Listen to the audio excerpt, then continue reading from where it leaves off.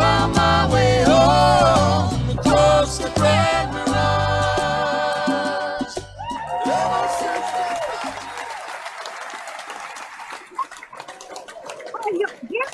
So I am Allison Arngrim, and this is the Allison Arngrim Show.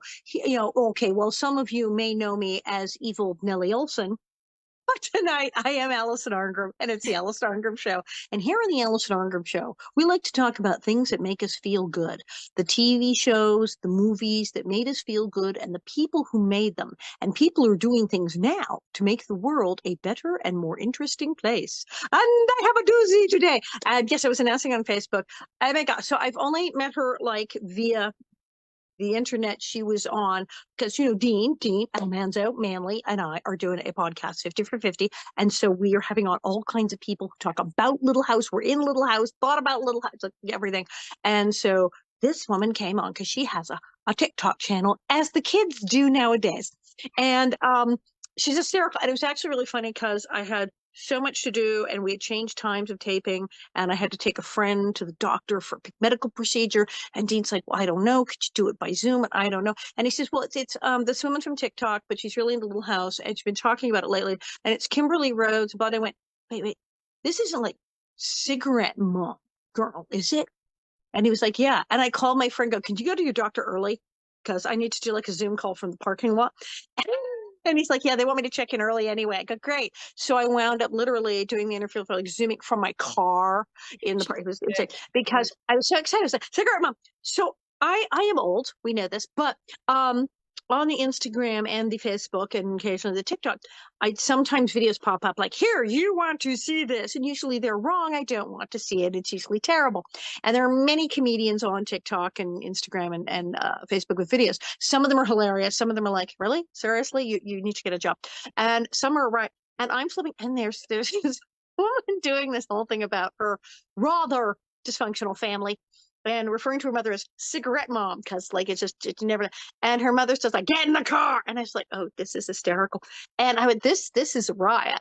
And well, it turns out that she's actually a fascinating person with this really incredibly complicated, brilliant story, and a huge Little House fan. And then she starts talking about watching Little House stories. We're like, yeah, you're coming on our show.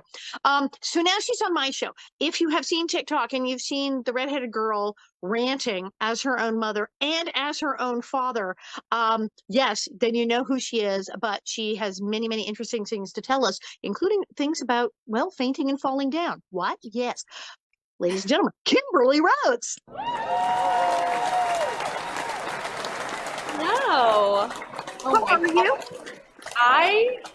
That was quite the introduction. I cannot stop like smiling. My face hurts. So thank you, Miss Allison. Thank you. Cute. But you are a hoot and holler. And what do you have, like 2 million followers on TikTok? I can't even like conceive of these things. It's 2.6 now. It's unconceivable. Well, it's, people need something. I think during the pandemic, things really blew up because I started doing the thing of reading Little House books in a bonnet, and thousands upon thousands of people began to tune in. And then one day they said they wanted cooking videos. And I was like, sure. 5,000 people dropped what they were doing to watch me make scrambled eggs. And I was like, really? Okay. And then like they went back, and there were videos that had 50,000, 60,000 views. And I'm like, really? And so I saw that people do when they find something that resonates. It's like they're tuning in. It's a thing. But yet your stuff is a hoot and holler. So you had, shall we say, an interesting childhood, less than enjoyable, as many of us do. Yes. But you have turned this on its head into a whole comedy routine about your family. And as I've said, pain plus time equals comedy is the ancient formula. And you have done this in spades, where you impersonate your mother and your father in your TikTok videos. Yes, they are what I like to call caricatures of who they were as people, kind of. My dad is definitely more accurate than my mother. I've definitely kind of amped my mom up a bit.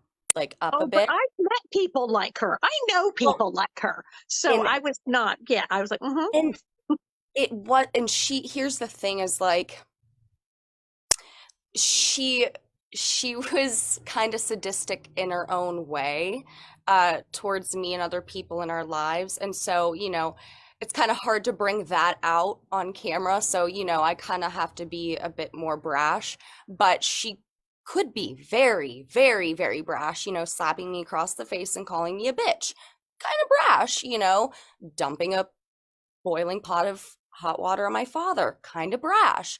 Wiping a dirty diaper on, my dad's TV, kind of brash. Like, Mm. I can't make this up. You know what I mean? But it stuck with me, but it inspired me to make these characters. And yeah, people know someone like that. Okay, Um, well, think of it this way. We've all seen the, Mama's Family and the Mama sketches on Carol Burnett with the crazy family. Vicki Yeah, Lawrence. Oh we no. laugh. But if in real life you went to visit your family and they acted like that and your mother treated you like that, people go, well, that's horrible. It is horrible. And that's the thing is, much of our comedy does come out of people coming from these like ghastly family situations. As we were talking before about Chaplin, his Charlie Chaplin's first like big gig was he Yeah. had a character he did on stage called the Inebriate, which was this drunkard character, which sadly was his father because his mother was in mental hospitals. He and his brother lived on the streets at one point, and he got up and went, well, what if? And people thought it was hilarious. Mhm. The actual circumstances of his father and childhood, it was way not hilarious, but he turned this around and went up and did it on stage. People thought it was a riot, and it really kind of launched his career. And these stories are just over and over again of actors and people in comedy who had these horrendous circumstances and then went, well, wait, what if it was funny? Um, and I love those kind of characters. I did a play once where when the character I was playing first comes on, you kind of go, ha ha ha, oh, it's like Mama's Family, she's Yeah. obnoxious. And then gradually go, oh no, wait, she's actually like a horrible person. Yikes. And that's the thing is there's the comedy version and the reality version. But I think people identify with what you're doing. Yeah, I can't even I tell you the amount of comments I get like, thank you. Thank you for making this. Like, I'm dealing with my mom right now, and this is a bit of comedic relief I need. And it's so cathartic for me to have that. It really is. And both of your parents are gone. I mean, they both Yes. died quite young. I get some things from family who aren't happy that I make fun of my dead parents, but guess what? They're my dead parents. Like, how are you gonna tell me? And then it's like they didn't have my childhood. They came on the There. weekends. You came Yeah, on they the weren't there. weekends. Like, how dare you? And I also said to this person, I said, tell me a comedian that does not talk about their childhood. Like, give me a break. Like, everybody hates Chris. Hello? You know what I mean? Like, and so many others. So yeah. Yeah. And you know what? If I would have listened to them, I wouldn't be where I am today. I kept going. Um, because I was like, I'm not gonna have anybody tell me that I can't talk about my own life and my own parents. I don't care that you want to keep it hush hush in the family. Ooh. Right. And they're gone, so it's not like it can affect their job. And it was your experience. I mean, that's the thing. Yeah. It's like when you write a memoir, you write a autobiography, they say, well, this is your experience. And the legal department will get on and say, okay, can you change the name of this guy? But generally they go, yeah, you're describing what you heard and saw and how you felt about it. Yeah, that's pretty much it. That's allowed. Yeah. And I respectfully I say to these people, I'm sorry you don't agree with it, but it it is it made me the person I am today. How am I not going to talk about it? Like it's the reason I am the way I am today. And I think that this is a very good segue to get into POTS because I think It's just so weird. Yes. And I mentioned this condition. Okay. So she has this condition, and I had to look it up because I'd heard about conditions like this, but I didn't know there was a name for the specific one. POTS. So you have to explain what on earth, POTS, what are we talking about? okay. So it's postural orthostatic tachycardia syndrome. Which is why they call it POTS, because I can't say that all either. I know No. it took me forever, and people think I'm like so smart when I say it, and I'm like, Again, like, yeah, BOTS. yeah. But they'll be like, "Oh, I have pants," and I'm like, "Funny enough, that's an actual condition, pots and pants." So yeah. But yeah, so yeah, it basically my body doesn't comp like so normal people's autonomic nervous systems like pump the blood normally around and blood gets to the brain and your heart and Oh, all but of the autonomic system, everything works. Your digestive system, your system of balance, your sleeping, your waking, your everything without you doing it is literally the part of your body you don't need to push a button or dial anything. It's supposed to run on its own, except when it doesn't, and then it's a big, huge, giant problem. yeah, and it temperature dysregulation. Oh my goodness. I'm 15. I'm like, I'm having a hot flash. And they're like, I was seriously having menopause. What are you, I 20 know. something? You're like 27 or something? How old are I'm you? 20. I just turned 26 in Right. January. You're that kid, but you're having like, okay, and then I get hot. Oh dear. I know. And then I'm like fainting like a Victorian woman. And then um, my feet, like right now I'm wearing compression socks.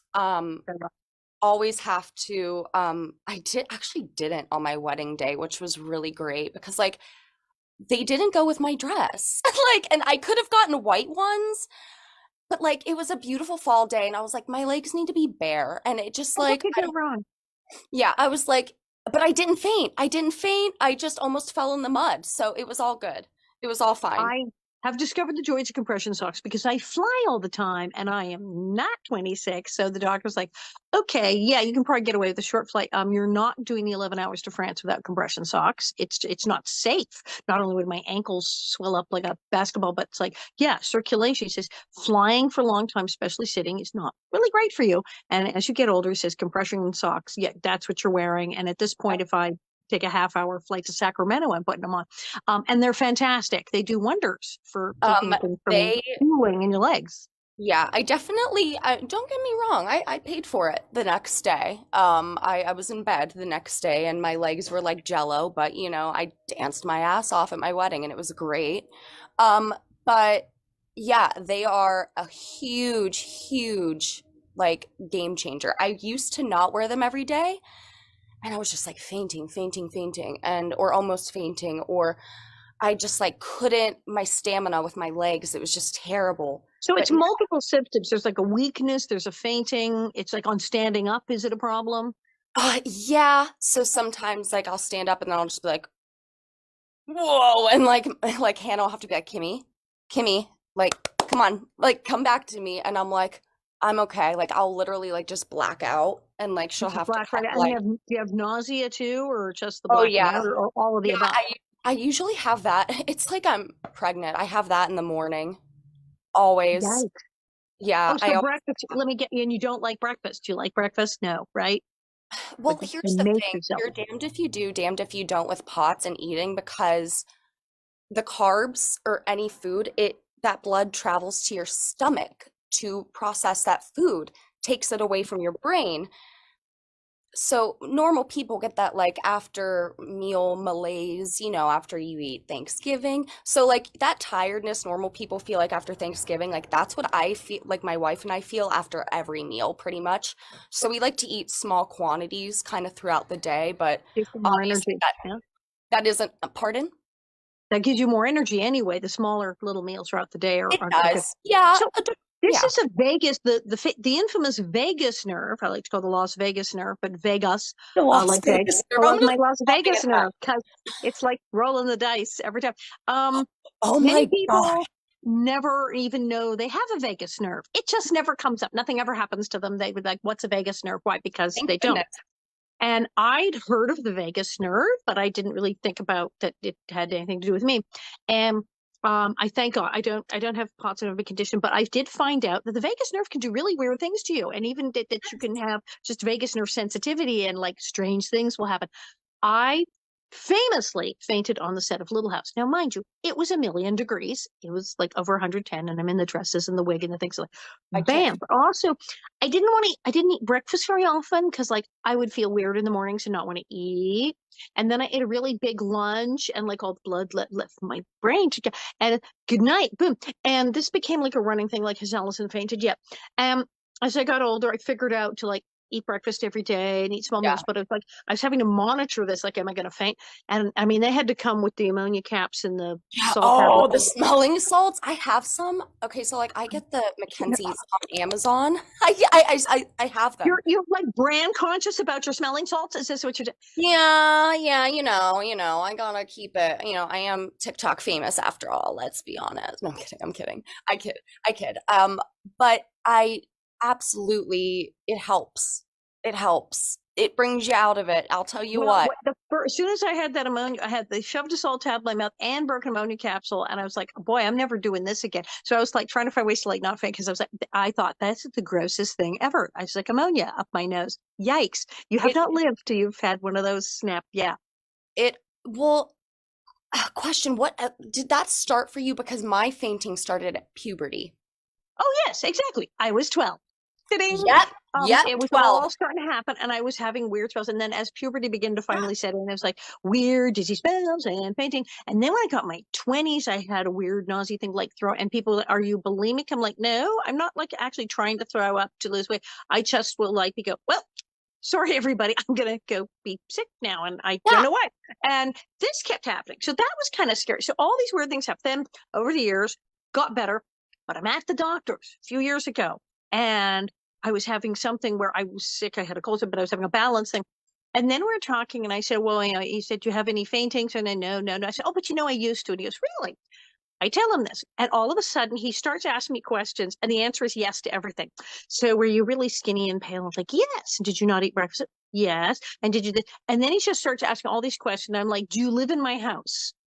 Are you bugging Where are my the phone? cameras? Yeah. Cameras. How do you know if you've been following me since the age of 10? How do you know all these things? And he's going, this happened, did this happen, did this happen? I'm like, yes. And it's like, oh, and then when you started throwing up, did you? I'm like, who are you? Okay, I know you're a really good doctor, but whoa. And he was like, huh, vagus nerve. I said, pardon? And then he said, the vagus nerve runs all the way down. It's like, right. It's very sensitive and it runs autonomic nervous system. Ding, ding, ding. And it's connected to fainting and to throwing up and all this. And under certain circumstances, certain people have a condition where it's very sensitive. And I had all the markers said certain things. If you're very stressed out, hormonal things, hello, puberty, menopause, high temperatures, not eating breakfast, teaches me terrible things will happen, and your vagus nerve will be overstimulated, and you will go good night, or you will run to the bathroom and throw up. And I was like, wait, that all had a reason. That was all connected to each other. All these different things were all connected to each other and had a reason. And I did not know that until a few years ago. So yeah, it's many people are having weird symptoms. You might want to ask your doctor, is it my vagus nerve? Because many symptoms you don't know are actually the same thing and they can help you. And in extreme cases, there people have POTS where it's like you're falling over every day. And Allison, I wanted to tell your viewers that some people who got COVID, long COVID, they are acquiring POTS. And so if you are having these symptoms, ask your doctor about this. Get a tilt table test. That is what I got. And they literally strap you to a table. Oh dear. Mm-hmm. And I could hear my heart rate in the room, and it's like beep, beep, beep, beep, beep, beep, beep, beep, beep, beep, beep, and like not like that fast, but I was like, oh, and he's like, get her down, get her down. I'm like, I'm gonna faint. And he's like, get her down. Thank God I did not faint, but I was like blacking out, and then they got me down, and then I could not stop shaking. Like, I know I was like just in a gown, but like it was like an anxiety shake. Yep. It was like an after I was just like this, and like all of my muscles were tensed up, and it was because like it wasn't just like a poor man's like tilt table. It was like a legit, like you're on a ride, and it Ooh. like I would probably throw up. I can't go to an amusement park anymore, and it's terrible. I can't do broadcasters. Love them. Yeah. I never could do the big roller coaster. I could do like, what can I do? I can do the Alice in Wonderland one, and the teacups. No, I hate the teacups. So Splash Mountain teacups, if nobody spends them, Splash Mountain kind of thing, maybe. But no, like Matterhorn bobsleds are in it. No, good night. It's like, oh, now we have to wake her up. Yeah, It's like, but it's so weird. And these things, and then shit, COVID does terrible things to the immune system. I've been very lucky. I got all my shots. I have caught it now. I think I'm 3 for 3, but I'm massive T cell engagement because what happens is I feel funny and I test positive and I call the doctor in a panic and he says, what's your temperature? 98.6. It's like, yeah. And I don't run a fever. He goes, are you coughing? Are you this? Are you this? Are you this? No, like I'm not giving you any Paxlovid or anything because it's for the Yeah. sick people. And so 3 for 3, I haven't really gotten ill and just gone to bed and got better. So it's weird, but it Yeah. does weird things. I have a hyperactive immune system to begin with. So, and then the shots got T cells coming out my nose, but it does weird things to the immune system. And a lot of people who've had COVID, if they've had it more than once, are going, why am I now also getting every cold and every flu and everything? What is happening? Because it does things. It does weird Yeah. stuff to your immune system. And that's seeing a lot of people, especially the long COVID patients, are like having to go and have everything checked now. I mean, I'm not a doctor, but I have heard studies that people like they are finding that they're just like learning more and more about long COVID because it's literally happening now. Like, you know what I mean? Like people with COVID could have symptoms 10 years down the line and they'll be like, wait, why does this giant group of people have all these symptoms? Oh, they had COVID. Like we don't know. We're still learning. Did she mute? You can't hear me? I'm unmuted. You went down. Hello? I can hear you.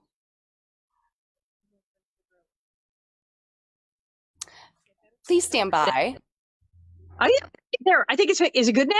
Yeah, can you hear me? Oh, I didn't know what that was. It was like everything went silent and it said the call was muted. And then it wasn't.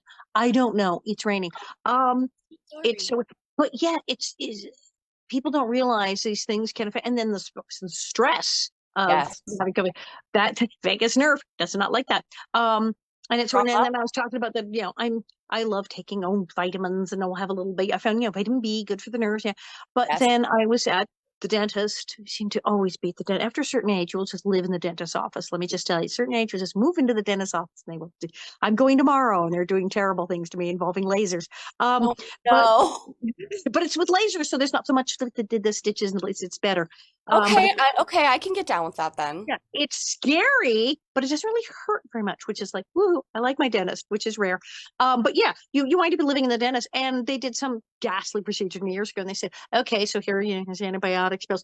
Go get this stuff, coenzyme Q10 in the vitamin aisle. And Yes, I you said, were what? telling me about that the other day. I remember you telling me about that. I need to write it down. It's like, what? And they said, it'll make your gums heal up faster. I went, well, I'm for that. Yeah. And I took it, and then it said on the bottle, and they said, now legally said they have done the studies, it is good for your heart. They've proven that, yes, it's good for your heart. I went, well, great. And now, of course, now we all know gum disease and heart disease are connected. And so they were like, and we as dentists find it really seems to do wonders for people's gums, less bleeding, and blah, blah. I'm like, great. And then when I came in and my stitches came out, it was all lovely. And they said, oh, and if you want to keep taking, because all our patients say it makes them look 10 years younger, I'll take a case. And because I guess, repairing skin, little cells, gums, I guess the skin in your face too. I don't know. I look pretty good. I love it. But I mean, one of Allison, you, like I said, you were just on the cover of what was it, Woman's Woman's World? Woman's World magazine. Woman's Yes, World. I was. And no, you genuinely, you look beautiful. You really I know, do. I You know. look But one of the things that CoQ10 apparently lowers, I don't know how much, but it lowers somewhat cortisol levels. And cortisol, as everybody knows, that's a big stress hormone, and it's not very good for you. And if you have a lot of stress, you have old stress, I have a you, lot of old stress that or you're I like me, you have childhood abuse trauma and raging PTSD. Hi, you maybe have a little extra cortisol laying around. So I don't know. I like my CoQ10. I try to eat well. I drink my orange juice. I try to be good. I try to eat breakfast. But yeah, all these weird things they're now finding out about hormones and your gums can hurt your heart if you don't take care of your teeth and the thing and like what? So they're learning all these marvelous new things that everything is weirdly interconnected. So how yeah. many things are connected to your vagus nerve? Mm. I don't know, but apparently everything. I mean, I can tell you it affects stomach, like bladder. Um, I get headaches constantly. Like, and it sucks because I'm constantly in front of a ring light. I'm Right, in which is really not. It's like, I'm squinting now with my. Oh, so do a light lot of people? sensitivity. Yeah. Do a lot of people have POTS and not know it? Are there many people out there who are fainting and getting sick and going, I have a headache and I pass out all the time and I feel weird and just haven't been to the doctor yet and don't know that they actually have a condition? I have a theory, and I think even maybe, no, I'm kidding. Maybe Harriet Olsen had POTS. No, I'm kidding. Um, no, she was just, yeah, She fainted a lot. she did. What was that? I remember that one episode, Michael Landon says, like, it took Reverend Alden a real time to get her to come back around. They're like coming out of the church and they're talking about it, and Dean and Michael are laughing about it or something. They're like, she's always just fainting. And I'm like, yeah, she kind of just is. This whole thing faints a lot. There. But all the Victorian women, maybe they weren't as dramatic as everybody thinks. Like, do you know what I mean? Or maybe just women in general, because Or the this, corsets were too tight and they couldn't freaking breathe. yeah, that too. It's like, Like, maybe women, like, and it does affect men, don't get me wrong, but it is shown that the I majority was is, going to ask, is it more women or that it is is one more of women. more women? Okay. And I'm thinking, always had this stereotype, fainting is like, or like being Women are supposed to tired, faint. weak, you're the lesser gender, and She's I, having one of her spells. exactly, exactly. Having a And, spell. heaven forbid Harriet was having a real, episode, and they'd just be like, well, whatever. But, All you those women with smelling salts, did they all have POTS? exactly. I wonder how many of them, they're like, my nerves. And it's like, maybe there was just something wrong with your autonomic nervous system. Like, maybe you had something wrong. We know so much more medically now than we did. Oh my God. I mean, as I said, I'm old. We know more medically now than we did 10 years ago, let alone 20 years ago. And if God forbid you go back to when I was a kid, I feel like when I was a child going to the doctor, we might as well have been going to Doc Baker. It was like the stone. I didn't know what that they were, or I don't know what causes this. It was like that. And now everyone's like, seriously? They didn't know that would, okay. Now, I mean, the stuff we know is just amazing. And I look at even like going to the doctor, it's like, so you don't do this anymore? They go, oh, that was like 5 years ago. We didn't do that That's anymore. so So five awesome. years ago. Well, yeah, I mean, I really, we're in such I like to call it like the new Gilded Age. We're kind of at that peak. We're like the turn of the century kind of thing. And like, I know it's like 20 years after, but like, right after pandemic, like things are really rapidly changing, and I'm seeing it, and I never saw it so in my eyes before, and now I'm seeing it. I'm just like, oh my, things are changing quickly. Like, I've noticed it. I mean, well, I mean, just in my neighborhood and driving around LA, you know, over a period of 5 or 10 years, drive through neighborhood, oh, that place closed or that business closed. Well, of course, with COVID, it was like whoosh. And now neighborhoods that would have been like, gee, I don't recognize this place because I haven't been here 10 years. It's like, I don't recognize this place because I wasn't here 7 months ago. Like, what? So it's insane. Now, you love Little House on the Prairie is the other fabulous subject, and you even made a recent video of that you talked about on our show, literally escaping your mhm, childhood stressors and trauma yeah, by watching Little House on the Prairie. And I hear this so often. People do come to me and to Melissa and Dean and go, well, when I was a kid, and that so Little House was indeed one of the things that pulled you out of this. yeah, absolutely. Laura was like a sister to me, dude. Like I mean, Red hair to boot, to say. well, like I loved her little smile. I don't know, it reminded me of, because my teeth always looked a little funky when I was a kid too. And so, no offense, Melissa, if you're watching, you're stunning, you're beautiful. Um, yeah, she just made me feel very seen. Um, and she was getting bullied by you, and it was very, yeah, cathartic to watch you get your ass beat. What can Thank I you. say? You're welcome. Thank you.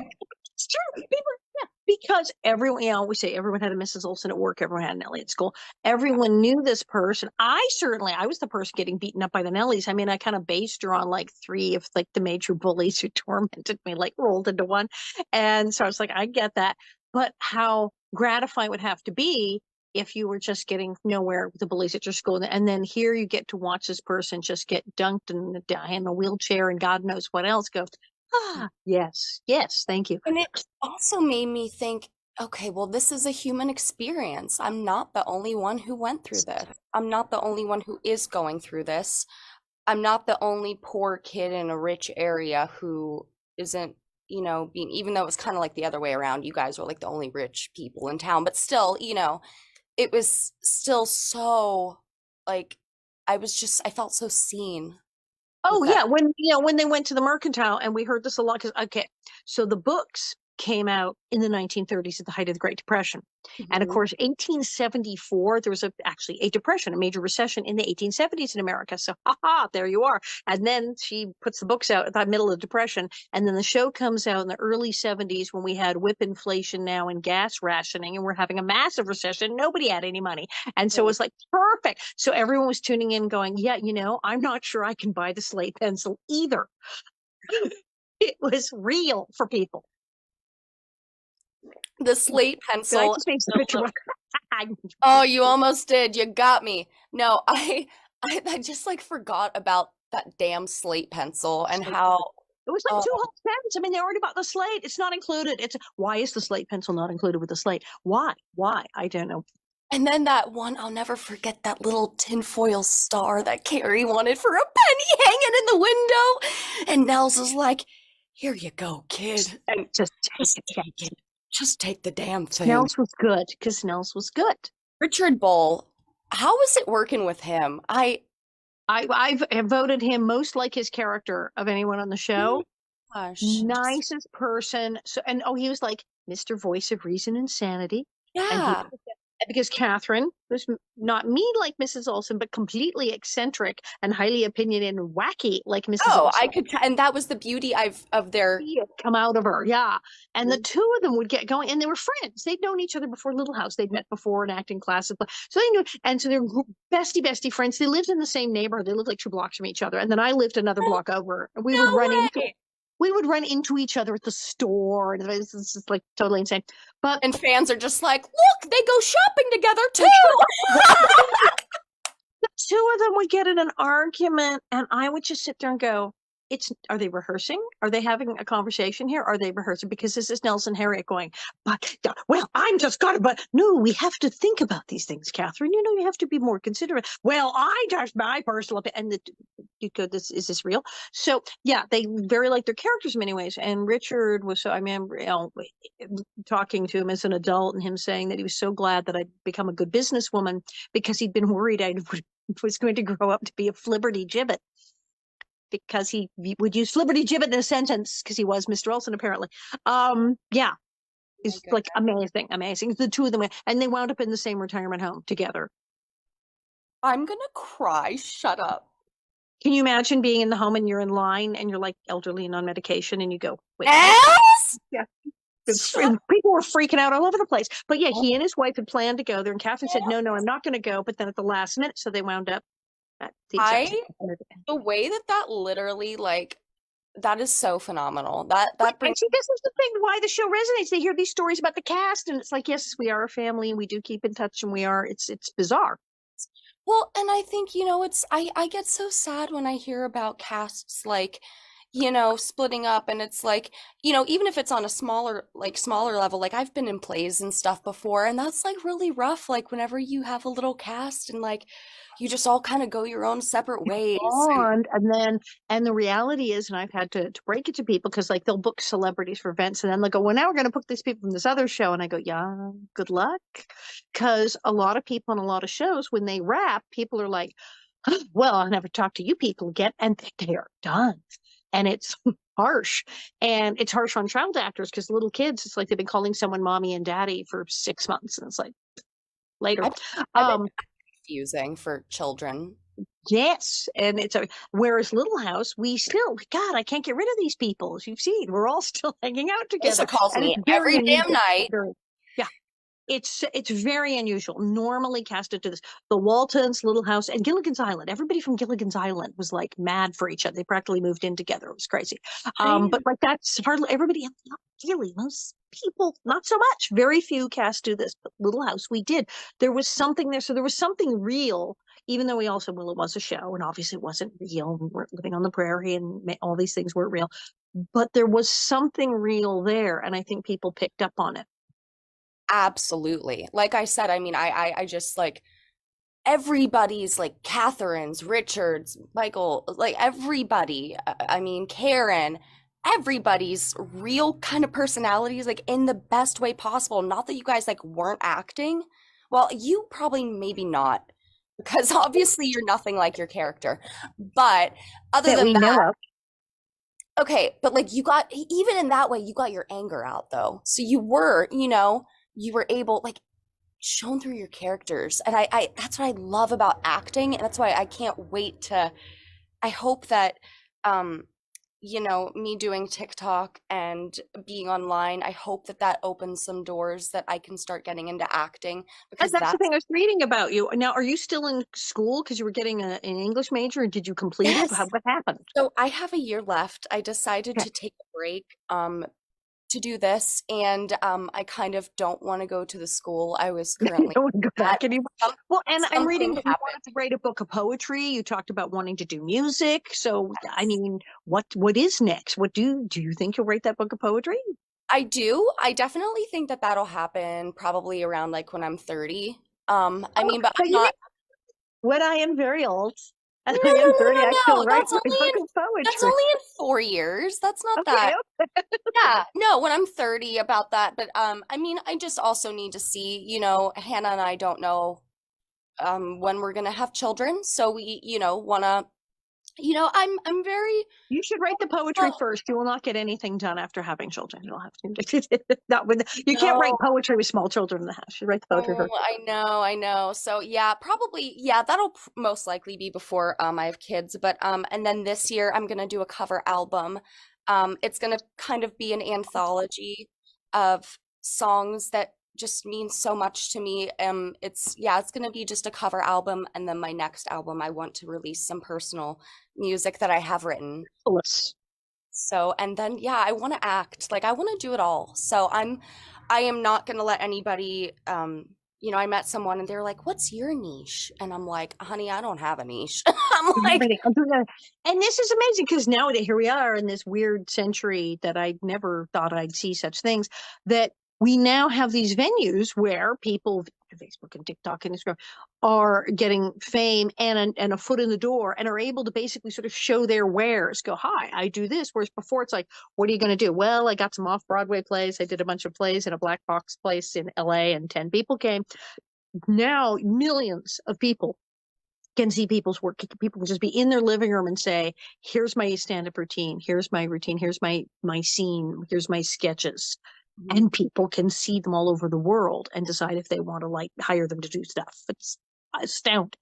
It is astounding to me too because it's like I never really thought I'd get this far. You know what I mean? And it's like I'm just like I cannot believe that I'm literally living my dream. And like, if I am telling you, if you're watching this and you want to do something like just do it.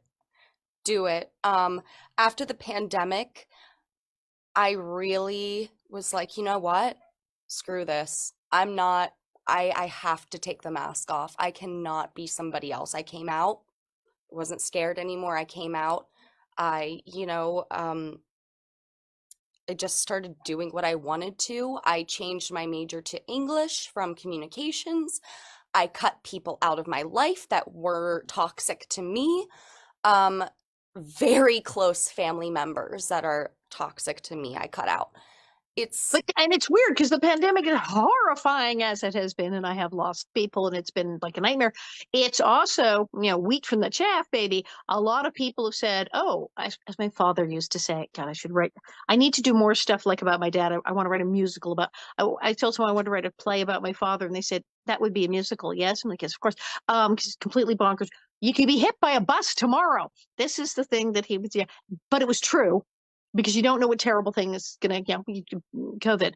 And I think a lot of people realize you could be hit by a bus tomorrow and saw their friends getting hit by the bus and went, whoa, whoa, whoa, you could all end. Things can happen. yep. I need to start doing whatever the hell it was I thought I wanted to do. Now I can't be and there's things where it's like, oh yeah, I used to go do that all the time, that the place I didn't want to go. Oh yeah, no, funny, I don't go there anymore. So yeah, so there's a few things where it's like, let's kind of narrow the field. And that's what, now were you doing this stuff prior? How much before the pandemic were you making videos? I was And how did making they change?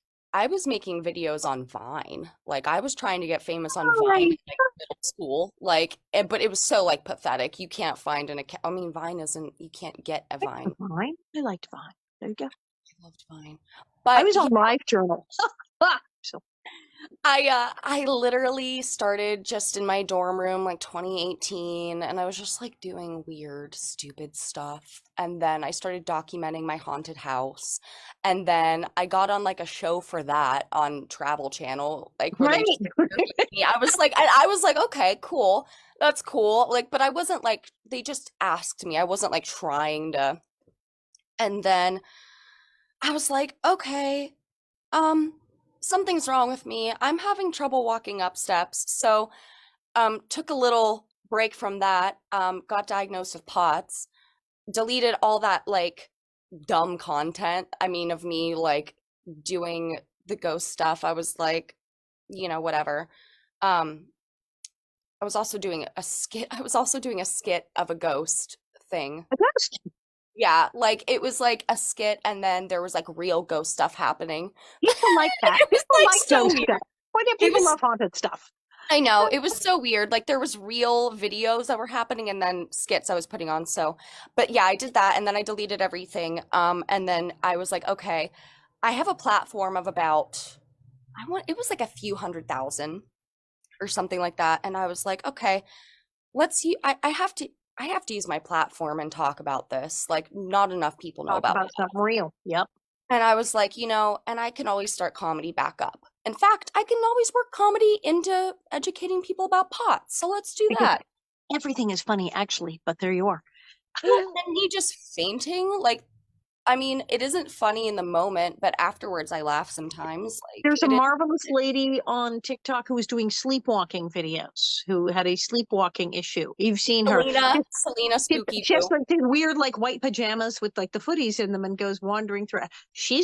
I saw a couple of those and I died laughing. I thought, oh, that poor woman, she's sleepwalking. But even, I mean, her husband's there to make sure she doesn't like fall down a flight of stairs or anything. Yeah. And she said, okay, I'm just going to do this. And you're not supposed to wake them in the middle of sleepwalk anyway. Just kind of guide me. She's like, let's just run the camera and see what's happening when I sleepwalk. And it's the funniest damn thing ever. So I was like, pretty I funny. know, yeah. But taking stuff that is unsettling or weird and really a condition like, what do I do with this? And like, how do we make this funny?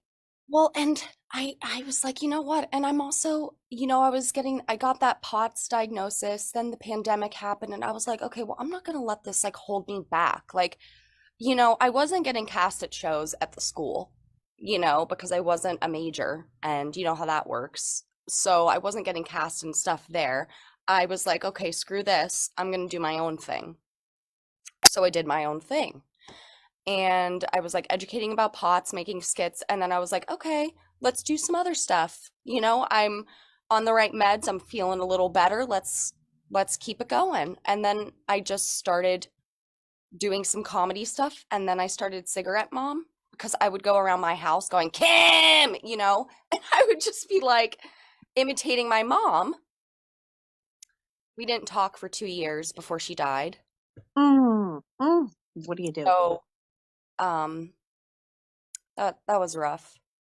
Um it is hard sometimes doing the skits, but it's like it's a weird kind of catharsis. I keep using that word And 'cause it I've is never as for people who aren't getting it is weirdly balanced because I saw one day we said, hey, look, here's a picture of my mother. She's really very pretty.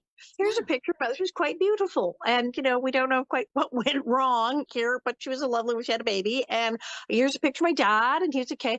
And much like, the stuff that happened with like the sketches on Mama's family, and these people who not really fun to actually be their child, but there's also still that wacky kind of like lovable. What my father said when I found out when I was writing about him in my book, he said, "So I'll be a lovable rogue."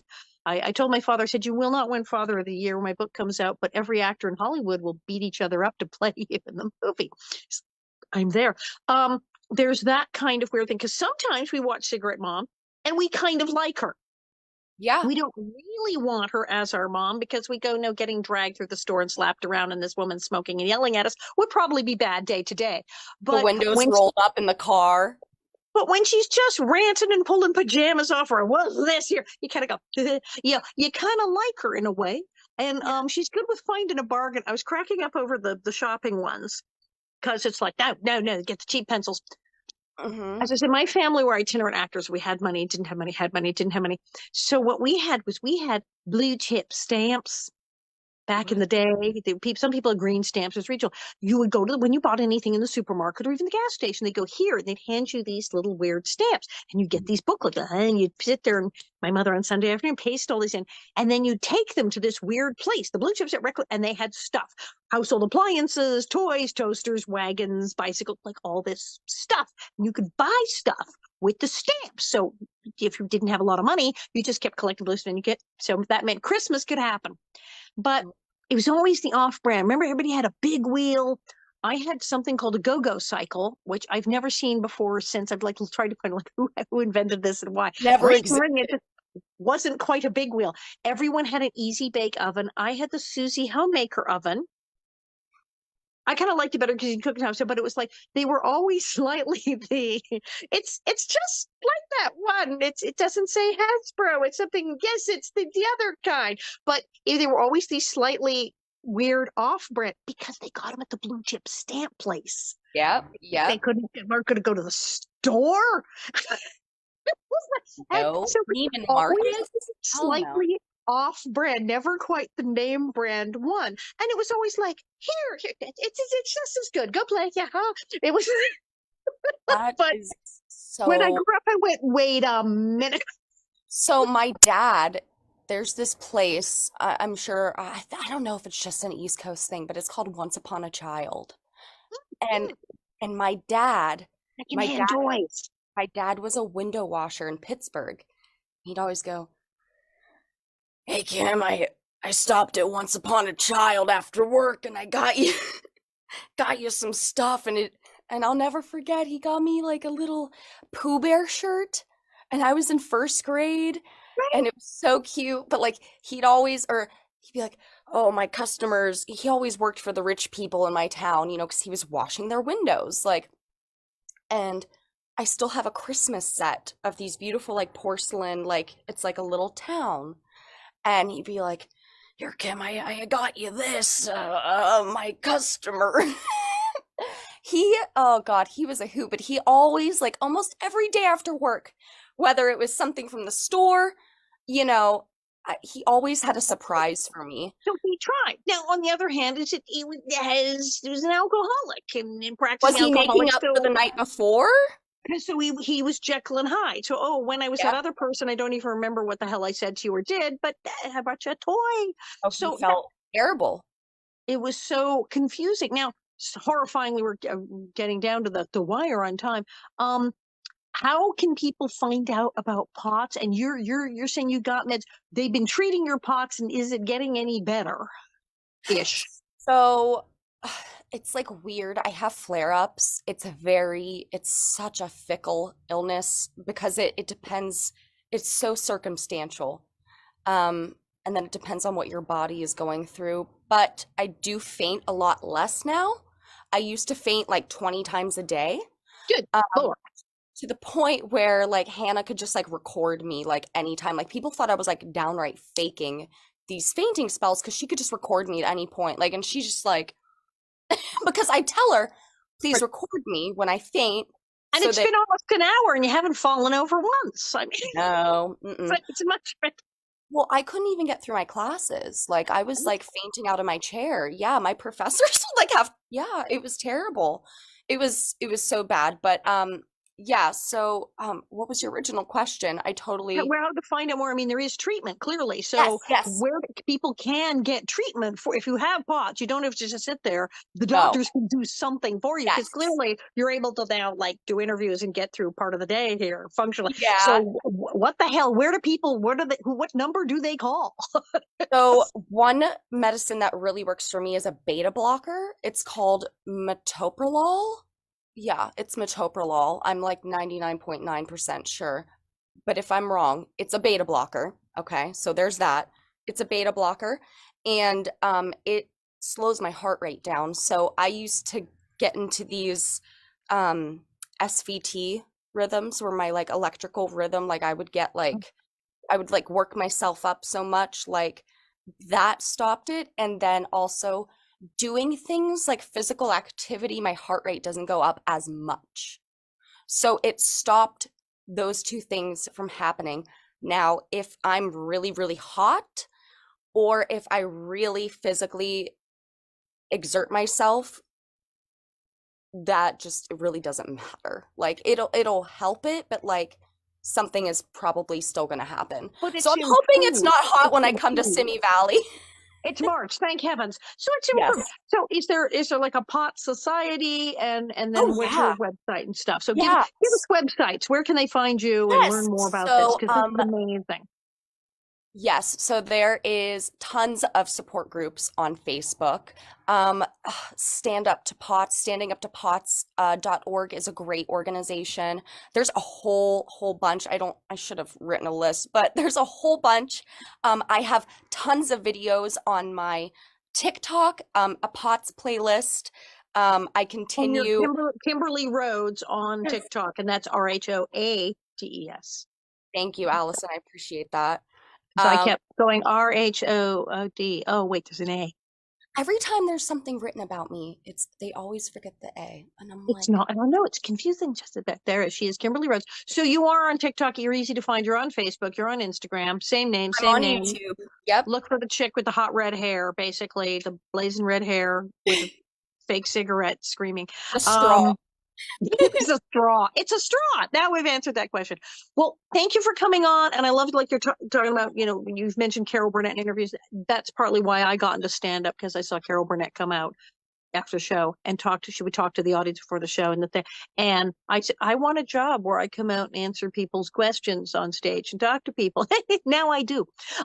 So Carol Burnett is the best. Thank you for coming on, and thank you for talking about all of these things, an abusive childhood, POTS. I mean, this is all heavy stuff to have in even one interview.